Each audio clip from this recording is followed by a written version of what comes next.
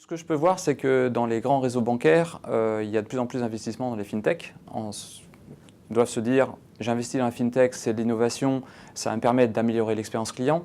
Je pense que le postulat de départ n'est pas tout à fait exact.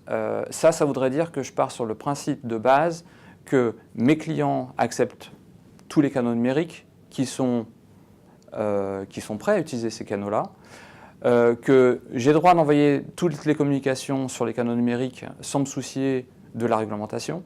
Et en fait, il s'avère qu'aujourd'hui, je parle aujourd'hui, peut-être que dans 2 ans, dans 3 ans, ça va changer, mais aujourd'hui, on a un effet de la réglementation qui fait que ça impose aux banques d'envoyer encore beaucoup de papier. On est entre l'ordre de 35% à 60% de papier selon les industries.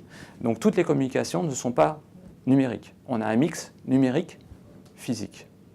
À partir de là, si je prends ça comme point de départ, oui, on peut travailler pour l'amélioration de l'expérience client, mais il faut prendre ça en compte parce que le parcours client est hybride.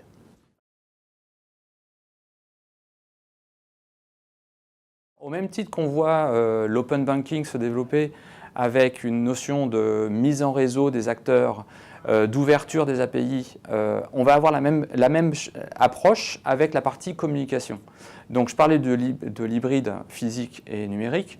Si je fais une plateforme de communication qui me permet d'adresser tous les canaux avec le même contenu, donc qui s'inscrit dans un parcours client cohérent, c'est-à-dire que je ne sais pas, vous faites une demande de prêt immobilier, vous commencez l'action d'ouverture de demande de prêt immobilier sur le site web et vous finissez en agence, l'agent au guichet doit être capable de vous aider basé sur les informations que vous avez déjà rentrées sur le site web. Et la donnée doit être partagée. Donc on est dans un mode collaboratif entre les différents acteurs et les différents départements et différents services de l'entreprise, et avec des données centralisées sur une même plateforme qui permet de communiquer sur les différents canaux. Donc, si au guichet j'ai besoin d'imprimer un document, ça va réutiliser les mêmes données qui étaient utilisées ou capturées sur le site web. Et c'est cette cohérence de bout en bout qui fait que l'expérience client va être fluidifiée. J'ai des exemples de bénéfices avec certains de nos clients dans le monde de la banque. Je vais juste rappeler un article du Financial Times il y a à peu près 1 an.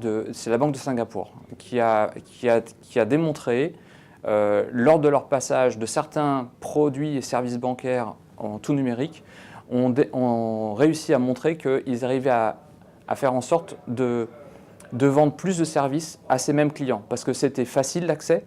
Il y avait moins de points d'interaction où il y avait potentiellement le client on le perdait parce qu'il allait voir ailleurs ou il n'y pensait plus et c'était trop tard 2 semaines après parce qu'il fallait qu'il passe en agence qui ramène un bout de papier ou remplir un formulaire papier, c'était trop long. Le fait de passer sur du tout numérique, c'est-à-dire remplir un dossier sur une tablette par exemple, leur a permis de vendre des produits additionnels et la Banque de Singapour parle de 3 fois plus de valeur pour un client numérique versus un client non numérique.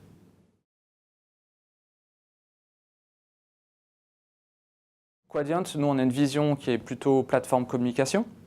Donc la plateforme de communication, au même titre que la plateforme bancaire qui s'inscrit dans une approche open banking, on peut avoir aussi une approche open communication. Et nous, ce qu'on va apporter, c'est tous les moyens d'adresser la communication sur tous les différents canaux, sachant que la communication participe dans le ressenti client à hauteur de 65% sur est-ce que mon expérience était satisfaisante ou pas satisfaisante. Donc là aussi, en plus des données, centralisées, du mode collaboratif pour que les gens aient le même son de voix et représentent la banque avec une voix unique. La communication a aussi son intérêt en termes d'image, en termes de véhiculer le contenu sur les différents médias avec une ergonomie et une fluidité. Et ça fait partie de la perception de l'expérience client.